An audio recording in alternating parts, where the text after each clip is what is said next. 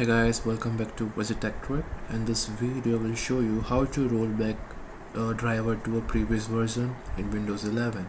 So let's get started. Open your Windows search bar, then type Device Manager. As you can see on the top here, open it. Now, after opening Device Manager, as you can see here, Device Manager have opened. Expanded.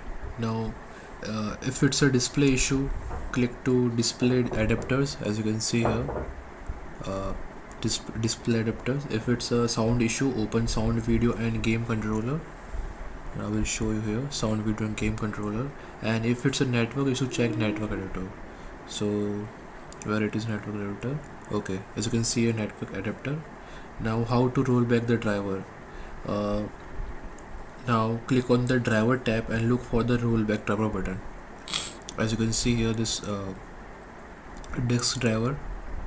Now go here, and now as you can see, a scan for hardware changes. Click on it. Now it's scanning. Now it will take a few seconds. Now guys, I will show you how to do the rollback driver to put the previous version on. For example, this is my mouse, and you have to right click on it.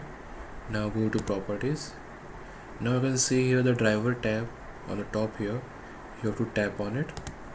Now you can see the rollback driver. If the device fails after updating the driver, roll back to the previous install button. I can update it after click on update driver. Now it will search automatically for drivers. Click on search automatic drivers. As you can see, I have already installed on this button. Now if you want to roll back driver, like if you want to install the previous version, just click on rollback driver and your previous version will be installed.